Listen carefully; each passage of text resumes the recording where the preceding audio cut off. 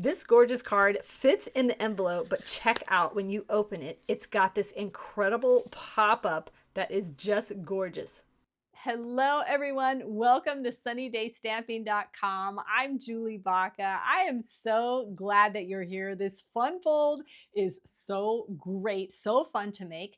I also have a lot of tips to share. I've got some coloring tips, die cutting tips, and then I'm going to show you how to make that pop-up element for this card, but you're going to be able to use that same idea when you're designing your other cards too. So let's get started.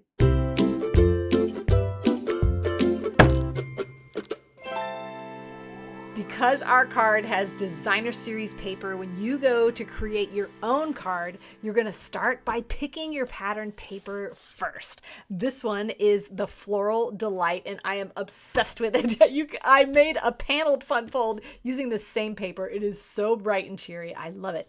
The reason why you want to start with your patterned paper is on the back, they list all the colors that are in the paper. Then you can pick one of those colors for your card base. And in my cards, I'm actually doing some coloring. And so I'm going to take those same colors and use the markers. It's all going to coordinate and look perfect.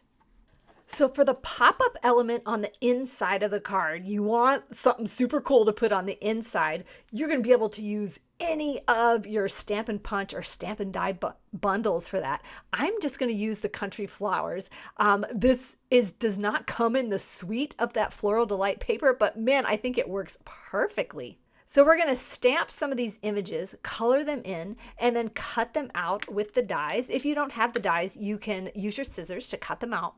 One of my examples, I use these dies cut out of colored cardstock to create the inside of the card. So I'll show you that also.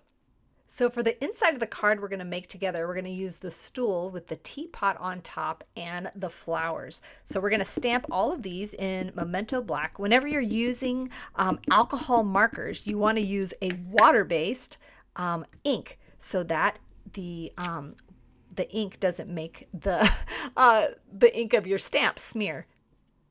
So I am just pouncing my stamp pad on top of my stamp there, and I'm stamping on a Stampin' Pierce mat so it gets a nice, good impression. You can also ink up your stamps like this. It's just whatever you're feeling like at the moment. So, and we're going to stamp this one right there. Now we're going to do some coloring. I am so addicted to these markers. Stampin' Blends markers are alcohol markers, which is going to give you just an incredible deep color. These are smooth when you color them. That just makes it really so nice to work with. You guys know I don't really like fussy things. I don't like cutting out with scissors. I don't normally color, but these are lovely. Now, if you enjoy watching my channel, if you don't mind giving me a thumbs up, just go ahead and do it right now. Man, it helps me so much. Also helps if you subscribe if you're not. I really appreciate the help on that. So the Stampin' Blends markers come, whoops, I just bumped the camera, I'm so sorry. They come in a pack of two, one light and one dark, that work together to create that dimension that you want. So for the stool, I'm just kind of putting the darker color where I think there would be a shadow coming down. I might be wrong, I don't know.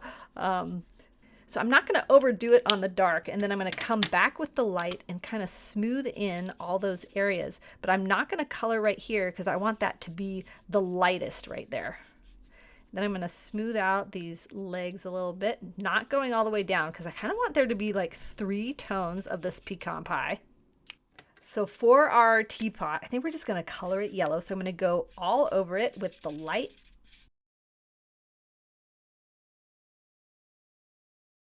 Alcohol markers are made of alcohol, so they dry out quick. So when you're done with one, you want to make sure you hear that click when you put the top back on. Now go with your dark. And you see where the artist has these lines here and here? That means that's supposed to be shaded. So that is exactly where I am going to go. Just like this, and I'm going to put some along the bottom here and maybe a little right there. Now I'm going to go back through with my light I'm going to extend it a little farther, but I'm going to keep this light right there. Just kind of swirl it around, cream it up, and as it dries, it's going to develop and get even more smooth. Now we can have fun with this beautiful flower. When I have an image like this, which is kind of hard to tell, like what is a leaf and what is a flower, I start by coloring the most obvious thing that's a flower, and then it kind of helps reveal what the rest of the image is. Now take your dark and just put a little bit at the base of all these petals. That's going to give it that great dimension. You can tell on the Stampin' Blends markers, we've got a brush tip, which I use mostly, but if you're going to do any detail work, use that little bullet tip. Now I'm going to pick my other obvious flower, which is this big puppy right here.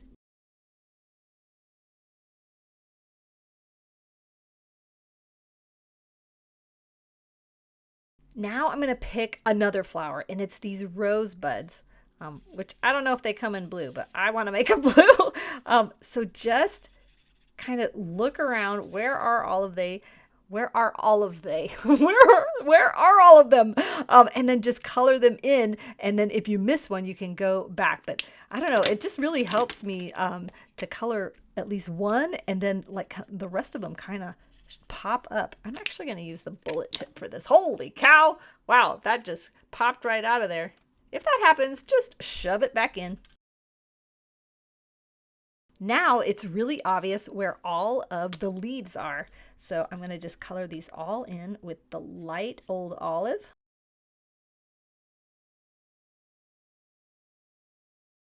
Then for extra dimension, just go back through and put a dark base at the base of each of those leaves. Now you can cut these out with scissors if you don't have the dies, but I am going to use the dies.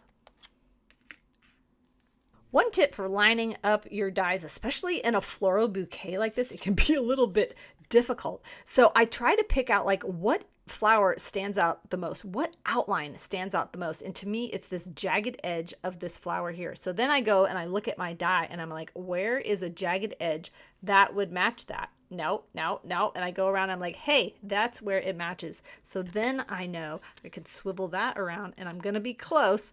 And so I just keep swiveling it until it perfectly matches up like that. Now, if you put this, when you're doing like one die cut at a time, it's easy to just put the plate on here and run it through without it swiveling. But because I'm doing 3 at a time, I'm going to adhere this down. Here's a little tip. Just a Post-it note is all you need to get that die to be right there on that paper. That's going to keep it from shifting around, and it'll make it cut out perfectly. Let's see how we did. Oh, look at that. Perfect. So now let's go ahead and assemble all these pieces. I'm doing this on top of my silicone craft sheet to catch any glue so it doesn't get on my surface. And then this, just kind of rotate it till it looks like where you want it. We're going to put a little glue at the tippy top of this teapot. I'm actually going to rotate that a little bit more. Oh, isn't that great? Okay, now we'll set this aside and let's make our pop-up. So for the card base, you're going to need 2 pieces, and this is long and narrow, and it's scored not in the center. That is correct. You're going to want this little gap here at the top, and then this piece is going to go on here, and it's scored on the middle. So I've got the measurements are on my website, sunnydaystamping.com. This project sheet got emailed out this morning, so if you're on my email list, scroll down and grab your free project sheet. If you're not on my email list, you can sign up, and this is available for the first week after this video comes out. It's in my welcome email. After that, it goes to my tutorial store. So you can see that this is longer and this part is shorter. We're going to attach the long portion to this flap at the top. So I'm just going to put glue on the back of here and then center it up on this piece, making sure that that will still close. Oh, I did not wait long enough before I picked that up. Let's try that again. Waiting. Now. Okay, there we go. So now we've got a similar shaped piece for the inside, but this is where we're going to do our pop-up. This method that I'm going to show you, you can use for all kinds of pop-up elements in your cards. So just change the size of the insert to fit inside whatever shape of card that you're making. All right, I'm going to pull this out because I need the measurements here. Okay, so after you have folded your piece, you're going to put it back in your paper trimmer with the folded end up towards the top like this. And we're going to make 2 3/4 inch deep slits. The first one is at 1.5 inches. So you're going to close your paper trimmer. And on this side, let's see, can I pick this up? Can you see this if I do this? Do you see how there's measurements all along here? So you're going to bring this down to the 3/4 measurement. Let me just do that right now. And you can see on your paper trimmer, maybe you can, maybe you can. What the, my lighting's not working. There's a little like divot right there. And you can line it up with the 3/4 mark on the side here. So you're going to bring it down and you're going to stop at the 3/4 when this line is on the 3/4. Okay, now we're going to push this over. We're going to do the same thing. We're going to have this at the 2-inch mark.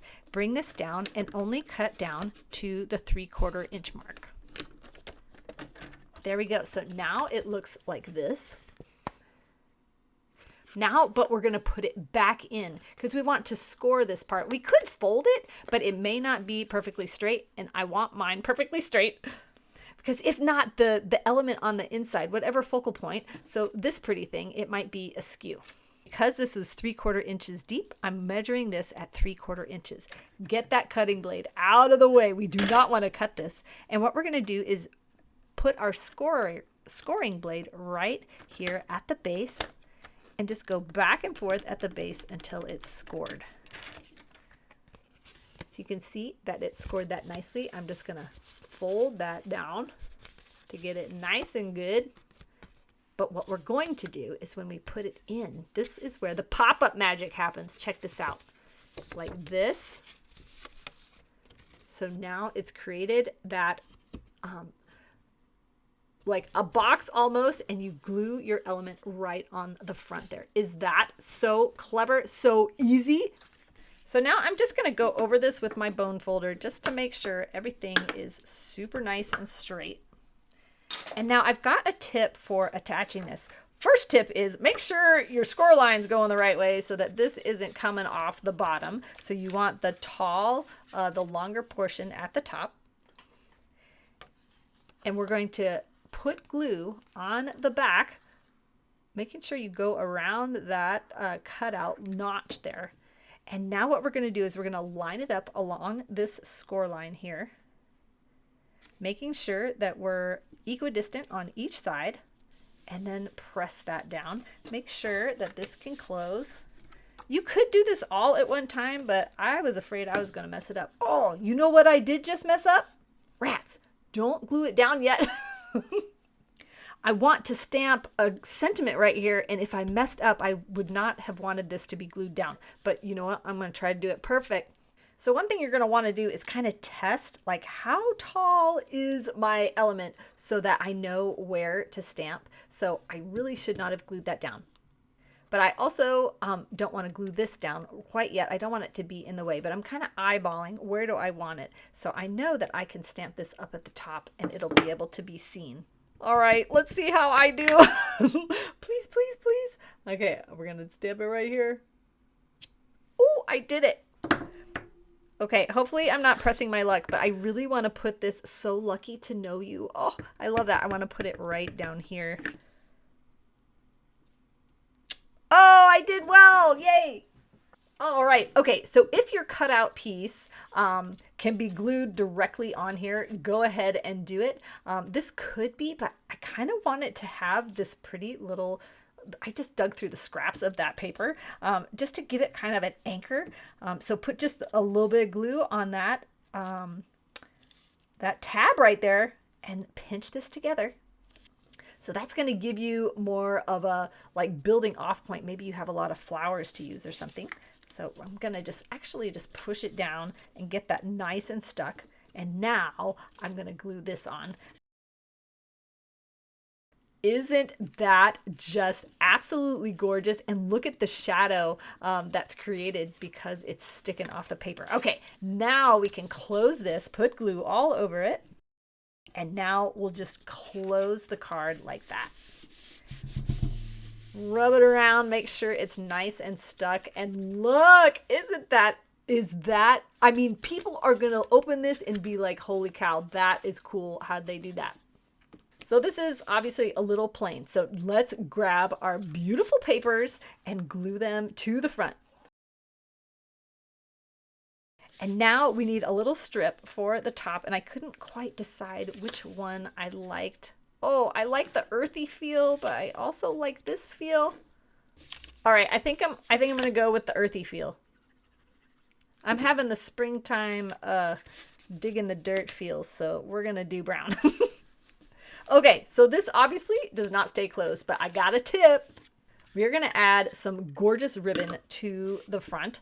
You guys know I struggle with ribbon, so there's no way I can just go ahead and just tie that and have it stay. So I am using tear and tape on the back. This is a hack that you can use anytime you're wrapping ribbon around a card or a gift for that matter. Just use a little tear and tape.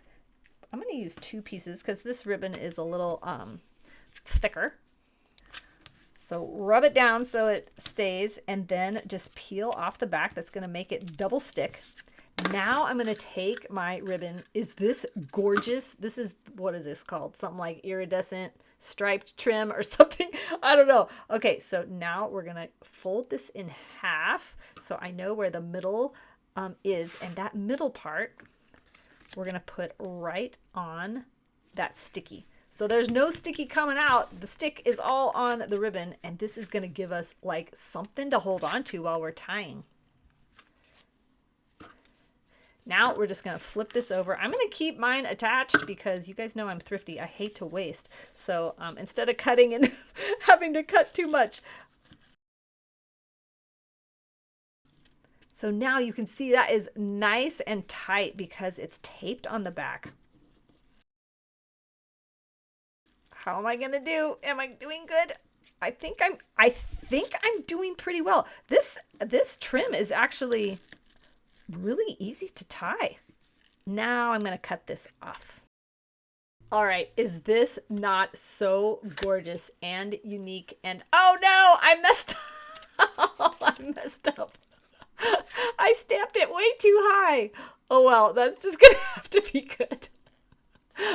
I forgot I needed to fold that down. See, now you guys can learn from my mistakes. All right, let me show you these other ones using the same designer series paper, same markers, and same stamp set. Isn't that so cute? Now this is the one that I used the dies just to cut out instead of stamping and coloring. Isn't that cool? I love that.